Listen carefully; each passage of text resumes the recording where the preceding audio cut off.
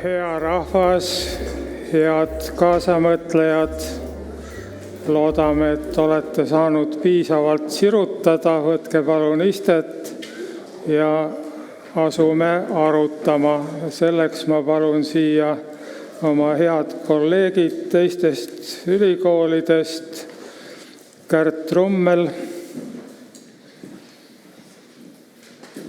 Tehnikaülikooli keelekeskuse juhataja, Reet Hendrikson, Kaitseväe Akadeemia peaterminoloog ja Ülle Sihver, Eesti Maaülikooli keelekeskuse juhataja.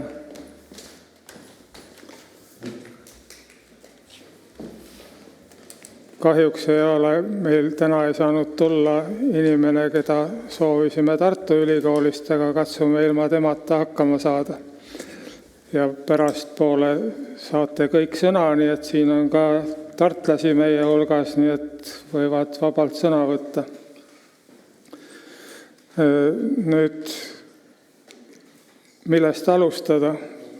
Mõtleme korraks tagasi neile 2 päevale, mis me oleme siin kuulanud ettekandeid väga mitmest valdkonnast, väga mitmel moel. Ja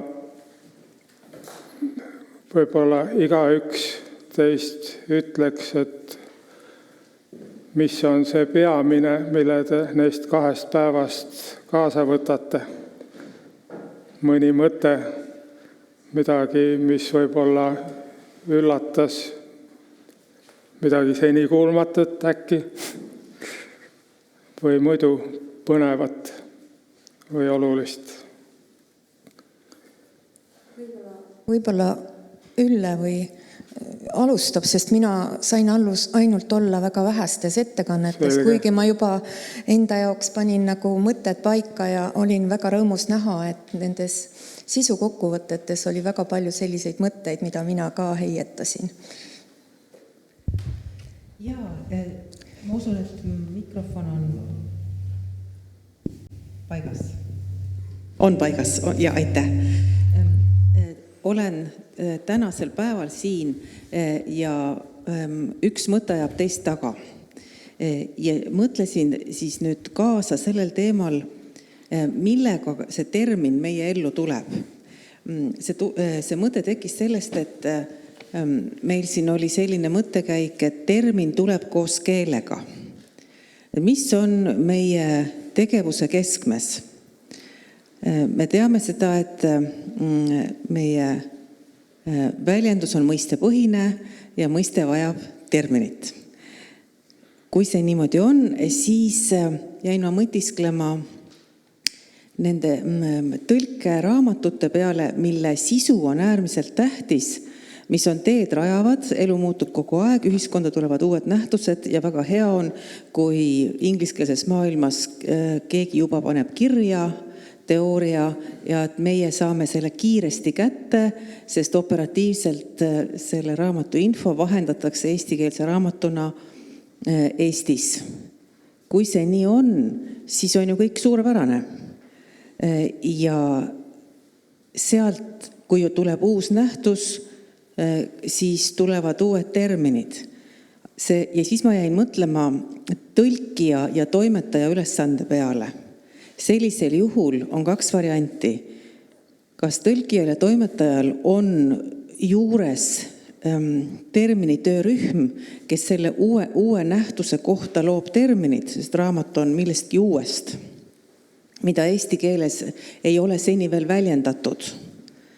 Või on tõlkija ja toimetaja muutuvad ka termini töötegijateks. Kas me saame aru ühiskonnana, millise ülesande me siin kellele anname?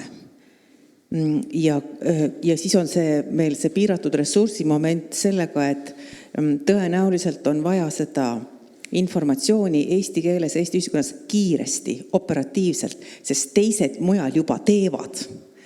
Nüüd, et see olukord, ma esimest korda tunnistan, ausalt mõtlesin tõsiselt selle peale, et sellisel juhul tõlkija inimõigus on saada, keegi annab talle tellimuse, et palun tõlgi see raamat, siis see kirjastaja näiteks, kui see on tellija või miskine muu asutus või keegi peab tagama tõlkijale termini toe.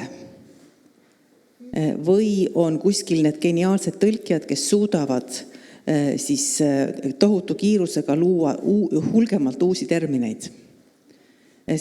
Ja eeldus on see, et tõlkija on selles vallas, mida see teos käsitleb, mis on eeldatavasti uus nägemus ühiskonna ja elu kohta. Et tõlkija on selles nii pädev, et ta saab sellest ta mõistab seda informatsiooni nii totaalselt, et ta suudab neid termineid luua. Ja ta enam ma järjest mõtlen, mida tähendab tõlkimine, tõlkimistöö, seda vastutust ja kuhu need terminid kukuvad selles protsessis. Siis ja kui, et kas tõlkijad saavad aru, et jäme ots on nende käes, et nad saavad küsida sellist abi või nad saavad tajuda enda epohhi loovat ülesannet. Tuleb uus informatsioon ja tõlkija annab sellele informatsioonile terminirüü. Et see on sellisel juhul väga suur jälg ühiskonnas, mida tõlkija saab jätta. Ja see eeldab siis seda, et tõlkijal on selline haridus, et ta käib sellest kõigest üle, ta suudab ennast sellesse uude sõnumisse niimoodi kiiresti sisse lülitada, et ta selle teksti siis loob eesti keeles. Ja selle juurde siis järelikult on hariduse küsimus hästi suur, kus ta ka ei oleks, aga terminitööd ei saa teha. Kui ma mõistet ei mõista, aga see mõistmise algab sellest, milline on minu baasharidus. Ehk siis riigi hariduse tase määrab terminite kvaliteedi. Aitäh, Ülle, praeguseks Reet, mis sul kõige esmasena meelde tuleb neist päevist? Ma panin igasuguseid mõtteid kirja ja ütleme neid asju, mida tahaks öelda, neid mõtteid on tõesti tohutult palju, aga võib-olla kaks enda jaoks väga kõige huvitavamat asja võib-olla, mis mul praegu esimesena pähe tuli, on esiteks väike kommentaar definitsioonide kohta ja siis väike kommentaar terminite kohta kui selliste kohta. Et ma kõigepealt tahaks öelda, et ka kui ma siin kuulasin neid arutelusid terminite üle ja ka see, et see hinnang, inimestena meil tekib kohe ka hinnang, et kas meile see termin meeldib või ei meeldi.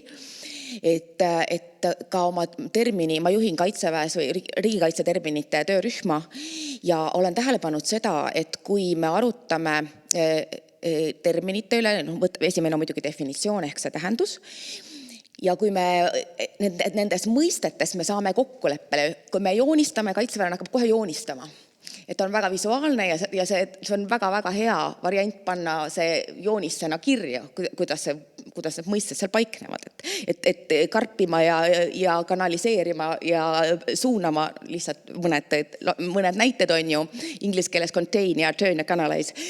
Et mis vahekord neil on ju. Et ühesõnaga, kõige suuremad arutelud, kuhu ma tahan jõuda ja kõige teravamad ja kõige raskem on lahendada selliseid arutelusid, kus inimestel on keeletunnetuse erinevus.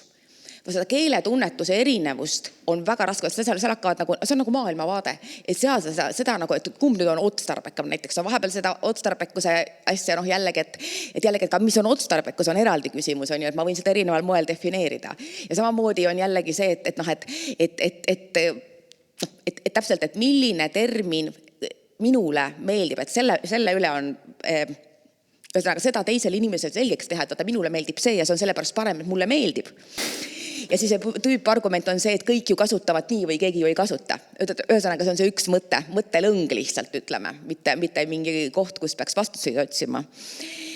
Ja see on hästi huvitav. See on hästi huvitav eriti peegeldada ka seda nendele, ütleme eriala inimestele, kes on kaitseväelased, on ju, kõrge tasandi juhtivatel kohta tulevad ohvitserid.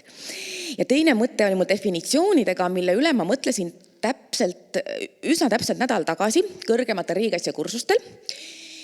kus võttis sõna meie uus Kaitseväe juhataja Merilo. Ja tema ütles väga vahvasti, mille ma üles kirjutasin, jällegi väga lihtne lause, et äkki me peaksime ümber mõtestama heidutuse mõiste, heidutuse definitsiooni. Ja jällegi, et kuivõrd hästi tuleb siit välja see, et põhimõtteliselt on ju, et kui tema argument oli see, et kui me Venemaad nende võtetega ei heiduta, siis järelikult meie heidutus me peaksime defineerima selle ümber. Et just nimelt, et kuivõrd tähtis see on ju, ja kuidas näiteks ka seletada teisele inimesele praeguses kontekstis, julgeolekupoliitilises kontekstis näiteks seda, kui oluline roll on sellel mõistel, definitsioonil. Ja näiteks samamoodi näide, et rahu Putini jaoks ei ole rahu Zelenski jaoks või rahu meie jaoks on ju, et lihtsalt, et need näited, et sellised mõtted tulid lihtsalt termini ja definitsiooniga. Ja, aitäh. See on muidugi tõsi, et igat mõistet saab määratleda mitut moodi ja sellest ju sünnivadki koolkondlikud erinevused, eks ole, natuke kuulsime Peeter Toropi ettekandes sellest, mis on Ameerika koolkonnas ja mis on mujal. Ja selles pole midagi imelikku, aga kõige hullem on, kui üldse on määratlemata, eks ole, see sama otstarbekus. Et kas me määratleme nende 3-4 kriteeriumi alusel, mida ma jälle eile püüdsin meelde tuletada või kuidagi teistmoodi, aga peaasi, et see on selgeks tehtud ja seda see võetakse ühiselt lähtekohaks. Aga Kärt, palun. Ja, nüüd ma ütleks paar sõna küll, et eile õhtul ma siis panin mõned oma mõtted kirja ja mul oli väga hea meel näha, et nendes ettekannete tutvustustes siis oli selliseid mõtteid ka kirjas juba. Ja ma praegu toetuksin õige pisut Peeter Toropile, kes on minu hea õppejõud Tartu päevilt. Ja tema siis selles sisukokkuvõttes oli selline mõte, kuidas säilitada mõistete muutumise loogika rahvusvahelise kogemuse vahendamisel eesti keelde ja kuidas kujundada valdkonna terminivara kasutust süsteemselt. Nüüd, kui ma mõtlen Tallinna Tehnikaülikooli peale, ma olen ise inglise keele õppejõud, õpetan kommunikatsiooni, akadeemilist kirjutamist, siis seal on ju neid valdkonnad väga erinevad, väga laiapõhjaliselt. Mõned teevad väga head terminitööd, nagu siin oli juba eilsetest ettekannetest näha, aga kohati on terminitöö väga hooajaline ja selline pinnapealne. Nüüd, sünonüümide paljusus on üks suurimaid probleeme. Et kui näiteks üks noor õppejõud teeb ettekande terminoloogia konverentsil, Tallinna Tehnikaülikooli terminoloogia konverentsil ja kiidab seal, et tal on uus õpik, aga et talle ei meeldinud need vanad terminid ja ta asendas kõik need terminid uutega. Ja siis, kui me hakkame mõtlema, et sellist nagu lähenemist on väga palju, et võib-olla ei ole ka seda koordineerimist, kuna meie tõesti Tallinna Tehnikaülikoolis on nii palju erialasid ja võib-olla tõesti see koordineerimine ei ole päris hea. Ja eriti, kui me nüüd räägime sellest mitmeteaduslikust nagu lähenemisest, et ka nende teaduste vahel võiks ju olla need terminid siiski ühesugused. Et mida teevad need üliõpilased siis, kui nad ainekavadest või siis õppeprogrammidest loevad sama asja kohta, sama mõiste kohta ehk sama mõiste kohta on kasutatud erinevaid termineid. Siis ma kuulsin siin ka Anto ettekandel, sain sõnasabast kinni, ma ei tea, kas see mõte oli selline, aga et inglise keele pealetung tõenäoliselt ja ka see ChatGPT, et see ikka väga palju muudab ka seda termini kasutust. Et kui ma nüüd igapäevasest elust, eile ma istusin natukene telekas mängis taustal ja ma kuulsin selliseid sõnu nagu päeva lõpuks valitsusele tuleb krediiti anda, üle välja meetodid, mida me kuuleme kogu aeg, mida kasutab meie kaitseminister, relevantne, et mida see kõik tegelikult siis tähendab, et see inglise keele pealetung, et lihtsam oleks võtta termini üle, nagu vist teil oli eile ka arutelu, et kas võtta accountant nagu otsa üle. Et sellistele nagu tendentsidele ei tohiks järele anda. Et ma õpetan üliõpilastele inglisekeelse teksti kirjutamist inglisekeelse teksti, nii suulise kui kirjaliku teksti loogika on ikkagi väga palju erinev eesti keele teksti ülesehitamise loogikast. Et ma õpetan seda selleks, et nad saaksid inglisekeelses ühiskonnas või ütleme kontekstis hakkama, aga et see ei tähenda, et nad peaksid üle võtma selle eesti keelde, kui nad eestikeelset teksti kirjutavad. Ja rääkides sellest ChatGPT ja sellest tehisintellekti sissetungist, siis ma arvan, et see tegelikult lihtsustab mõttemaailma ka sisu ja et mis siis nendest, et kuidas need terminid siis kujunevad või muutuvad, et missugused stampväljendid siis esile tulevad. Jaa, aga sellest võib-olla piisabki hakatuseks. Suur tänu, et nüüd ma paluks teil mõneks minutiks istuda sinna kuvari, et te saate jälgida, millised kuvad ilmuvad sinna, et natukene siis püüda edasiseks aruteluks saada ühisele lainele. Et alustame sellest, millega ma eile oma ettekande lõpetasin, et kõik keelekasutustasemed on kahtlemata omavahel seotud. See, millises keeles me avaldame oma teadust, olgu kõnes või kirjas, see kandub õppejõudude kaudu edasi ülikoolidest üliõpilastele, sealt kaudu edasi erialainimestele. Eelkõige tuleks mõelda siin õpetajate peale, kes ülikoolis õpetajaks õpivad ja lähevad üldhariduskoolidesse õpetajaks ja siis tuleb see keel meile sealt tagasi millalgi ja siis paljud õppejõud kordavad, et oi, et need uued üliõpilased ei oska ikka üldse enam eesti keelt. Nii et kuskilt tuleb see nõiaring katkestada ja ma arvan, et kõrgharidus on kõige parem koht, kus seda teha ja kõrgharidus teatavasti ei ole ilma teaduseta, nii et me peame leidma endas jõudu ja aega selleks, et süsteemset eesti teaduskeele ja terminiõpetust siis tõepoolest edendada igas kõrgkoolis, mitte ainult ülikoolides, aga ka kutsekõrgkoolides ja mujal ja mis tahes erialal ja samuti ka siis juhendajate ja õppejõudude täiendkoolitusena, sest ega me muud moodi ei saa keelt kui oma põhilist tööriista hooldada ja ajaga kaasas käima panna, kui pidevalt seda hooldades. Ja nüüd edasiseks mõni niisugune arvandmete esitlus teile. Palusin meie ülikooli õppevaldkonna juhilt andmeid, et mis keeltes siis ühel või teisel õppeastmel aegade jooksul, kui palju õppureid on. Ma ei hakka neid arve ette lugema, igaüks saab vaadata selle järgi, mis teda huvitab. Et on siis bakalaureuse õppe üleval, magistriõppe allpool ja see rakk seal vahepeal on siis rakendusõpe, mis pidi olema siis niisugune ühendatud bakalaureuse ja magistriõppe klassiõpetajatele eelkõige. Need kaks alamat õppeastet siin ja siin siis natukene teistmoodi see, kuidas siis lõputöid on kirjutatud mis keeltes, et kõigepealt bakalaureuse astmes ja aastate lõikes ja siis rakendusõppes.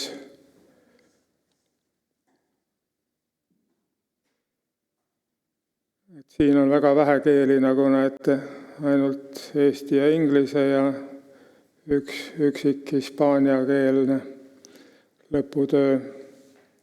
aga millegipärast on hästi palju neid, kust andmeid on puudu, eriti varasemast ajast, neid ei registreeritud. Natukene kirjum pilt on magistriastmel ja doktoriõppes, aga eriti magistriastmes.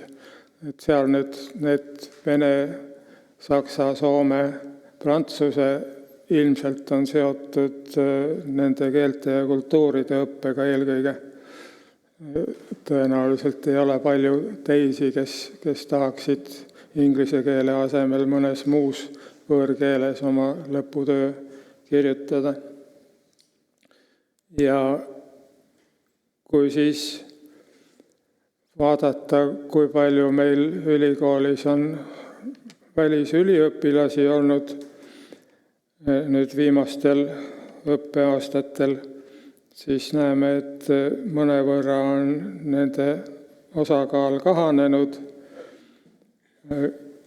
ja nende hulgas siis neid välisüliõpilasi, kes õpivad ainet eesti keel ja kultuur, ingliskeelne õppekava, neid on siis ka jäänud veidi vähemaks, aga see on ilmselt seotud üsna tugevasti selle geopoliitilise olukorraga, milles me praegu elame. Nii et igaüks võib nüüd, head kaasa arutlejad, mõelda, et kuidas teie ülikoolides olukord on, kui palju lõputöid eesti keeles, kui palju inglise keeles, kui palju teises keeles ja kas siis kõigil neil võõrkeelsetel lõputöödel on ikkagi korralik ammendav eestikeelne kokkuvõte ja milline see eestikeelne kokkuvõte on, millist eesti keelt seal kasutatakse. Ja siia veel üks mõte kordusena mu eilsest ettekandest osundus Marju Lepajõelt, et mõtteprotsessi kirjapanek on ju ka teaduse osa. Ja mis keeles me mõtleme, selles keeles me saame kõige täpsemini kirja panna. Ja see, et tõepoolest täpsust saab õppida tekstidest, on õige, aga ainult niivõrd, kuivõrd need tekstid, millest õpitakse, on ise täppiskeelsed, arusaadavad, selged. Ja et ülikoolides on tõesti õppejõud, kes mõistavad kõnelda selgelt, arusaadavalt, nii et mõte jõuab kohale.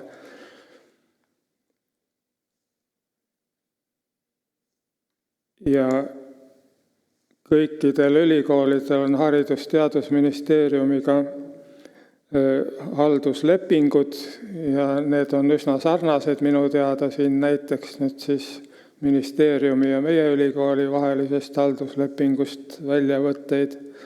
2025. aasta ei ole üldse mitte mägede taga. Peame edendama eestikeelset terminivara, selle arendamist ja et oleks ammendav eestikeelne kokkuvõte doktoritöödel, ja et pakutakse välisüliõpilastele eesti keele ja kultuuri õpet vähemalt 6 ainepunkti mahus. Ja veel üks alampunkt siit siis, et milline on siis kvaliteetne kõrgharidusõpe, mida peaks silmas pidama. Tuleb eesmärgiks seada eesti keeles õpetavate töötajate järelkasv, tagada see, et igal pool oleks doktoritööni jõudjate hulgas vähemalt pool minimaalselt B2 tasemel eesti keelt oskavaid doktorante, mis on isegi madal minu meelest sihiseade, sest B2 tase ei ole see, mis kõlbaks tõsiseks täppiskeelseks teaduseks. Ja IT-valdkonnas näen veel kõigest B1 siin. tahetud. Aga hea, et vähemalt mingid eesmärgid on, et kui need suudetaks täita, mida ma ausalt öeldes ei näe, et praegu ülikoolis suudetaks täita, siis oleks ju hea. Aga siit nüüd neile asjadele tagasi mõeldes, et olge head, tulge jälle siia ette ja võib-olla keegi teist tahab kohe edasi mõelda, et kuidas me saaksime siis igas ülikoolis seda Eesti täppiskeelset teadust, selle õpet ja ka teadustööd ennast täppiskeelsena arendada. Kuidas teile paistab praeguses olukorras, kas või mõeldes halduslepingus sõnastatud eesmärkide kaudu, et kuidas teie ülikoolis olukord on need järgmise aasta lõpuks saavutatavad? Või mida teha, et need oleks saavutatavad? No ennustada ma julge, aga meie Kaitseväe Akadeemia kohta ma ütlen seda, et meil on see süsteem, et meil on magistritasemeni oma majas ja nad lõpetavad ikkagi või nad kirjutavad töö ikkagi eesti keeles. Ja doktoriõpingutes nad lähevad siis kas siis Maaülikooli või Tartu Ülikooli või teistesse ülikoolidesse. Et mina räägiks praegu just sellest magistri tasandist ja sellest bakalaureuse tasandist. Et siin on ütleme, üks asi on see õppurite teema, et mina olen 18 aastat nüüd andnud magistri tasemele kõikvõimalikke teadustöö, erialakeele, kursusi, loenguid erinevas formaadis oleme kogu aeg proovinud optimeerida, kuidas kõige mõttekam on. Ja minu kogemus ütleb siin seda, et kõige mõttekam on lõimida erialaainetesse. Ja erialaainete kontekstis sa räägidki sellest, et see tegevus on sul see mõiste ja siis see sõna on see termin. Et isegi neid asju on kõige parem rääkida nende näidete varal. Ja just nimelt ainesse integreerituna ehk lõimituna ja me näiteks oleme ka proovinud vahepeal teadustöö ainesse lõimida. Et oleme vaadanud, et kumbale poole ta paremini istub, aga tundub, et näiteks Kaitseväe Akadeemia, kus on hästi praktilise suunitlusega inimesed, nad ei hakka üldiselt teadustööd edaspidi kirjutama, väga väike osa läheb doktorantuuri. Et nende puhul mul on tundunud ja meile on tundunud siis, et on parem lõimida erialaainetesse, mitte võib-olla see on nii palju teadustöö alustesse, kuigi ma olen seal ka teinud ja valikkursust. Et see on üks asi, aga mis on minu arvates veel suurem probleem on tegelikult on ikkagi õppejõud. Et igal ühel on esiteks juba enda väljakujunenud arusaamad on ju ja kuidas sa ka lähed seda kolleegi õpetama, et siin on mingisugused sellised ka eetilised ja keerukad dilemmad, et kui sa ei taha olla pidevalt see targutaja või ütleme teha selliseid koolitusi kolleegidele, aga ütleme, et tegelikult ju õppetöö kaudu võtab ju õppur selle termini, selle arusaama ja pluss ka selle, et kas ma räägin loengutes ingliskeelsete terminitega või ei räägi. Et see õppejõu teema on isegi kohati keerulisem ja otsustavam selle juures, leian ma. Jah, aitäh. Teisi mõtteid, Ülle, Kärt? Tallinna Tehnikaülikoolist. Halduslepingu teema on mulle väga tuttav, sellepärast, et olen üritanud kaitsta seda keeleõppe ja eesti keele ja kultuuri õpetamise vajadust juhtkonna tasandil üsna palju viimasel ajal. Keeleõppe maht tegelikult Tehnikaülikoolis on vähenemas, põhjendusi on igasuguseid, põhimõtteliselt raha ei ole. Doktorantidest on meil, ma pakun umbes 3/4 välismaalased, nii et seda punkti, kus 50% peaksid kirjutama eestikeelseid doktoritöid, vist ei ole väga kerge kaitsta. Nüüd magistritöid tõepoolest kirjutatakse nii eesti keeles kui inglise keeles, aga ma olen aru saanud, et tehnika valdkondades ikkagi põhiliselt eesti keeles. Osa institutsioone ehk üksusi Tallinna Tehnikaülikoolis on võtnud inglise keele ka oma töökeeleks, mis tähendab seda, et koosolekuid peetakse inglise keeles. Et siis ma eeldan, et suuri koosolekuid, kui näiteks teaduskonnas on paar välismaalast, siis koosolekud on inglise keeles, mis tähendab seda, et võib-olla ei peeta ka oluliseks, et et magistritööd oleks kirjutatud eesti keeles. Eesti teaduskeele õpetust kui sellist me sisse viia kindlasti ei saa. Et selleks meil ei ole seda finantsi ega mahtu. Ja kuna erialasid on nii palju, siis me oleme üritanud ka seda keele ja eriala koos õpetamist sisse viia, aga see on puhtalt isiksuse tasandil, et kui on mõni õppejõud, kes on mingis valdkonnas tuttav või kes on sellest asjast huvitatud, et siis selles valdkonnas võib see asi olla natuke parem, aga et muidu on see keeruline. Ja kuidas Maaülikooliga lood on? Ja ma usun ka, et alustada tuleks algusest. Kus pool see algus on, kas alguse ots on õppejõu käes või õppija käes? Kes annab tooni siis õppimisprotsessis kõrghariduses? Ja see, kes tooni annab, mis on tema arusaam Eestis, eesti keele seisukorrast ja õppejõul endal, kas tal on teadvustatud arusaam sellest, et kus tema osaleb selles eesti keele fenomenis ülikoolis. Ja kas see on tulnud jutuks, siis kui ta on tööle tulnud, kandideerinud, siis kui teda attesteeritakse, kui ta saab professoriks, kes selle üle määrab ja kes seda korraldab niimoodi, et see oleks iseenesest mõistetav, et akadeemilise eesti keele registri kõnes ja kirjas oskamine ei ole iseenesest mõistetav, et me sünnime keeleoskuse õppimisvõimega, aga see on õpitav oskus. Ja seda ma olen tabanud ennast mõttelt, et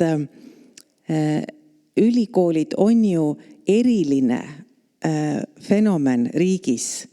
Ja ülikoolis toimetavad ringi nii üliõpilased kui akadeemiline seltskond, need, kes on eriliselt head mõtlejad või neil on potentsiaal olla head mõtlejad. Järelikult on see nagu, on kõrgharidus natuke nagu klooster, et seal osatakse ennast väljendada, mõista ja väljendada sellisel tasemel, nii peenelt, nii täpselt, nii selgelt, nii eeskuju andvalt, et ühiskond saab sellest innustust, kellel ei ole tingimata kõrgharidusega kokkupuudet olnud. Küsimus on, kes seda hoiakut suunab, veab ja kus see väljendub õppejõu ja teadlase, õppetooli juhi, professori igapäevatöös. Kas ta nii-öelda heas mõttes kiirgab välja seda iseenesest mõistetavust, et tema valdkond on väga heal tasemel eesti ja inglise keeles ja võib-olla veel mõnes keeles, kus ta veel võib-olla käib. Ja, palun kommentaari. Aitäh. Kas ma võin ühe kommentaari veel öelda, et ma arvan, et igas ülikoolis Eestis on inglisekeelseid õppekavasid, kus eestikeelsed üliõpilased siis kuulavad loenguid selles lihtsustatud inglise keeles antud õhkkonnas ja siis tekib küsimus, et kust nemad siis need terminid saavad ja kust nemad siis seda toetust saavad, aga ma arvan, et see ei ole ainult Tehnikaülikoolis nii, vaid ju siin mingid vajadused on, et need inglisekeelsed õppekavad sellisel moel peavad toimima. Ja see vajadus, nagu me teame, on see, et sealt loodetakse raha juurde saada. Aga see on tõsi, jah, et siis ma järeldan, et ega üheski ülikoolis ei ole ilmselt need halduslepinguid sõlmides lõpuni läbi mõeldud, et mida need eesmärgid siis tegelikult tähendavad, mis seal on seatud ja kuidas nendeni jõuda. Ja et siin ei saa ju panna süüd või näidata näpuga ainult ülikoolide poole, vaid sama võrra kui mitte rohkem on põhjust vaadata ministeeriumi poole, kes siis niisuguseid nõudmisi sisuliselt ju esitab ülikoolidele. Ja kui meil enam ei ole peagi õppejõude, kes suudaksid selges eesti keeles õpetada ülikoolis oma aineid, siis meil ei ole varsti ka keskkooli õpetajaid, kes suudaksid selgelt arusaadavalt oma ainet edasi anda ja siis kukub kogu eestikeelne haridus kokku lõppude lõpuks.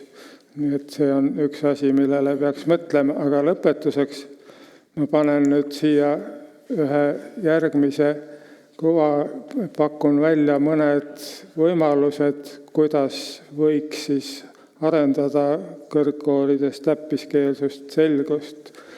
Ja kui te seda vaatate, siis võib igaüks siin öelda, et millega ta nõustub ja millega mitte ja kas näiteks järgmistes halduslepingutes võiks olla sees vähemalt midagi sellest ka täpsemalt koos siis loomulikult vastava rahastusega.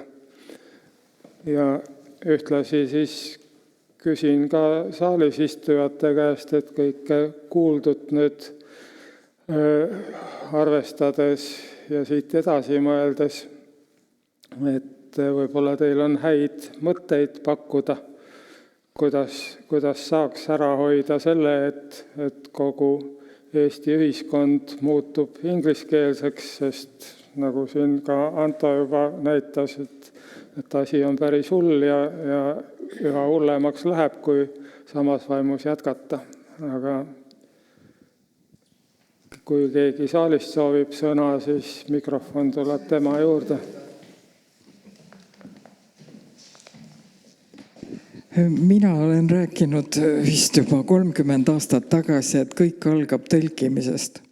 Kui kõik need ministrid ja kõik muud asjad oleksid alates, tänapäeval, kuna see inglise keele surve on nii tohutu ja meil on veel vene emakeelega inimesed ka igal pool, siis see peaks algama lasteaiast. Et ühes keeles on seda me väljendame nii, seda mõtet ja selles keeles seda me väljendame nii, see peaks hakkama lasteaias. Nii et kui inimesed oskaksid tõlkida, kõik need inimesed, kes iga päev tuulavad inglisekeelses infomaterjalis, iga päev nad lõputult tõlgivad, olgu nad ajakirjanikud, ministrid või kes tahes, kui nad oskaksid tõlkida, siis poleks meil asi nii hull. Ja. Ma eile juhtusin vaatama, kui Mirko Ojakivi tegi intervjuud Taavi Veskimäega. Ja mul jäi väga niisugune, ja kuuldes nüüd, kuidas meie kaitsevägi on läinud täielikult üle eesti keele peale, siis mul ei ole mingit kahtlust, et olukord viib meid ikkagi positiivse tulemuseni välja. Ma ei kahtlegi selles üldse praegu. Ma siin kohe kommenteeriks veel üht asja. Ja ma sekundeerin ehk siis ütlen, et ma olen täpselt sama meelt, et kui ma alguses alustasin sellise noore rohelise magistrikursuse asja lõpetanuna Kaitseväe Akadeemias, toonases Kaitseühenduse õppeasutuses, ma pidin eraldi ikkagi klassi ees seletama auditooriumis seda, et miks on seda eesti keelt vaja. Et miks on meil kaitseväelastena vaja, et meil on palju kergem ju ilma selleta. Ja kusjuures praegu on huvitav see, kuigi see surve on järjest suurem, sest meil on liitlasüksused. Praegu ma enam ei pea seda seletama, ma ei tea, kas ma näen järjest hirmuäratavam välja, et keegi mulle ei julge seda öelda. Aga ma ei pea enam ohvitseridele, enda kolleegidele, kes tulevad ka paljud missioonidelt, on, ma ei tea, kontingent ülemad on korjanud, ma ei tea, jalgu käsi sealt sõjatandrilt, et ma ei pea neile enam seletama, et miks on vaja eesti keelt. Vaat see on minu arvates nagu hästi äge. See on hästi äge. Aga Taavi Veskimägi mind ajendaski neid näiteid tooma, sest tema on ju ka selles valdkonnas uus. Ma mõtlen kaitse teemadel rääkima minu arvates. Tema kasutas ise väga palju neid inglise keele mõjudega sõnu. Ma saingi innustust temast. Tore, aga peaasi, et inimesed on innustunud, siis sünnib ka tulemus. Üks väike kommentaar. Jah, mul on selle kohta, et see 6. punkt, uurimused, õpikud, terminid, et tegelikult see katab seda, aga siin ma tahaks eraldi välja tuua need teadusartiklid. Et tegelikult on õppejõududel ikka nii suur surve avaldada inglise keeles, et see eestikeelne nagu ei maksa nagu eriti midagi. Ja mina just olen tegelikult see vastuvooluju ja proovinud olla, et aga mis see ei maksa, aga mina tunnen, et sellest on palju rohkem kasu. Et ma saadan ingliskeelse artikli sinna musta auku ja ma väidan loomulikult temast on rohkem. Me saame punkte, on ju, me saame paremini ja kõrgkoolina atesteeritud, akrediteeritud. Aga lõppkokkuvõttes ma tean ka seda ja pluss tegelikult isegi populaarteaduslikust artiklist sellel teemal ma väidan kohati on rohkem kasu kui teadusartiklist, sest see populaarteaduslik artikkel, kui ma seda kirjutan ka lihtsamas keeles, jõuab rohkemate inimesteni. Et küsimus ongi, et kas ma, jällegi dilemma on ju, et kas kuivõrd ma pean ennast populariseerijaks, kuidas ma ennast ise mõtestan, või kuivõrd ma tahan siis olla teadlane ja kohati need asjad, nad ei tohiks olla vastuolus, aga meie aeg ja energia ressurss on piiratud, et kohati need asjad on nagu vastuolus. Jah, see on muidugi õige, et Aime artiklid on väga tänuväärt lugemine paljudele, aga seegi eeldab seda, et ollakse õppinud kirjutama. Selle asi ei ole ju mitte ainult selles või teises terminis, et kas me valime ühe või teise, vaid et kuidas me neid termineid oma tekstis kasutame, milline on meie lauseehitus ja milline on teksti kokkuseade. Aga eks see uurimus ju sisaldabki ka artikleid, eks ole, selles mõttes. Ja, tahtsin räält välja lihtsalt tuua. Kõiki uurimuse tulemuste avaldamise vorme. Aga lihtsalt, et nii palju meil see süsteem ise, ütleme, taas loob seda mitte eestikeelsust, seda mitte eestikeelsust just nimelt nimetaks praegu seda nii. Ja. Mul on 3 võtmesõna, kanal, semantika ja termini loome, et kui ma mõne ära unustan poole pealt, siis tuletage meelde. Kanal, semantika, termini loome. Kanal. Võrreldes 30 aasta taguse ajaga, kus sisendkanaliks oli raamat ja üksnes raamat, on olukord kardinaalselt muutunud. Ma ikka toon näiteks oma mobiiltelefoni, kus on selline menüüpunkt nagu vanemlik järelvale. Kus on probleem? Probleem on selles, et vanad mehhanismid, kaasa arvatud Eesti Keele Instituut, uusi kanaleid enam ei kontrolli. Ja Vabariigi Valitsus molutab istmiku laiaks ja nad ei ole aru saanud, et laseks parlamendist läbi ühe mingisuguse niimoodi Microsofti ja Facerit natukene pigistava seaduse, kas või nende samade tõlkevigade tüpoloogiate või millegi muuga.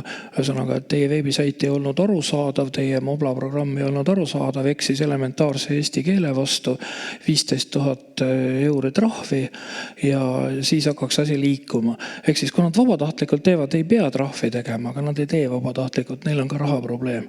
Ehk siis kanal on vahetunud ja me ei ole seda tajunud. Mis mul see teine oli? Teine oli semantika. Mina ütleksin niimoodi. Sõnad, mis tulevad. Pärast selgub, kas nad olid terminid või midagi veel. Nendest 15–20% ei lähe eesti keelde. Ehk siis 80% sellest tulevast sõnavarast võib suurema või väiksema vaevaga ära teha kas 3 tunni, 3 päeva või nädala jooksul. Ja umbes 20% on need, mis põrkuvad eesti keele semantika ja selle erandite punktiga. Ehk siis pinguta palju tahad ei saa. Mõnikord tehakse viga alguses ära nagu selle accountanti ja bookkeeperi puhul. Praegu oleks lihtsalt vaja üks mõiste täiesti ära vahetada, siis teine asetuks oma kohale, aga keegi niimoodi süsteemselt ei vaata seda. Kulu ja Jakob Kübarsepp just niimoodi teevadki, oli täna kuulda. Jah, aga neil on nii väike kasutusala, et seal ei ole ühtki ministrit ja suure tutvusringkonnaga isikud, kes neile lajataks pikipressi ja sõnaga ja feissarit, et mis te õudsad inimesed nüüd tegite. Aga nii peaga on huvitatud isikud, nii tullakse kallale. Nii, see oli siis semantika, terminitega ongi see 20%. Ühesõnaga see 20% ja sellest ei saa üle ega ümber, tuleb kõva häälega karjuda, et lakuuna on olemas ja mõne termini tegemiseks kulub 3 kuud. ja tipptaseme spetsialistid. Ja sellega ei ole arvestatud, seda ei aktsepteerita, arvatakse, et toode on valmis esmaspäeva hommikul kell 8:00. Ei ole. Nii, hakkame tasapisi otsi kokku tõmbama, mõni oluline mõte veel. Aitäh, Kaitseväe kauge inimesena tahaksin ma ainult väljendada tunnustust. Tegelikult võib-olla meie ühiskonnas ongi puudu sellest positiivsest tunnustamisest. Mõni aeg tagasi olin ma Roomas terminoloogia niisugusel konverentsil ja kuulasin ettekannet Itaalia sõjaväes kasutatava terminoloogia ja üldse selle niisuguse keelekasutuse kohta. Ja seal tuli välja, et nemad absoluutselt itaalia keeles ei ole mitte mingisugust militaar- või sõjaväelist sõnavara välja töötanud ja ei tegelegi sellega. Ja kui ma siis ütlesin, et meie pisikeses Eestis on nii kõva terminitöö käimas, siis nad olid äärmiselt üllatunud. Nii et see näitab, et siiski väga palju on võimalik saavutada, kui on olemas eestvedaja või entusiastlikud inimesed. Ja, kindlasti. Kas meie eeskõnelejail on veel mõni oluline mõte öelda? Ülle? Ma ütleks väga olulise mõtte, et kui me saame selle targa tasakaalu, arvestades seda oma riigi olemust, asukohta, siis kultuurkeele ja kultuurriigina, igavesest ajast igavesti toimetava riigina, et me saame selle targa tasakaalu, et meil on oma riigikeel, mis areneb kogu aeg, on läbimõeldud eestikeelse haridusega ja teiselt poolt väga hea inglise keele oskus väga erinevatel tasanditel. Kui me selle tasakaalu ja sellega iseendas rahu saame, siis me oleme väga edukad. Olen sügavalt veendunud. Aitäh! No nii, ma loodan, et nüüd me oleme jõudnud nii kaugele, et igaüks saab ise siit edasi mõelda ja kui tuleb häid mõtteid, siis meie kõigiga jagada. Kanaleid on rohkem kui see, mida Anto nimetas, aga mõnda neist võib ikkagi kasutada. Head mõtted on alati teretulnud. Aitäh kaasarutlejaile.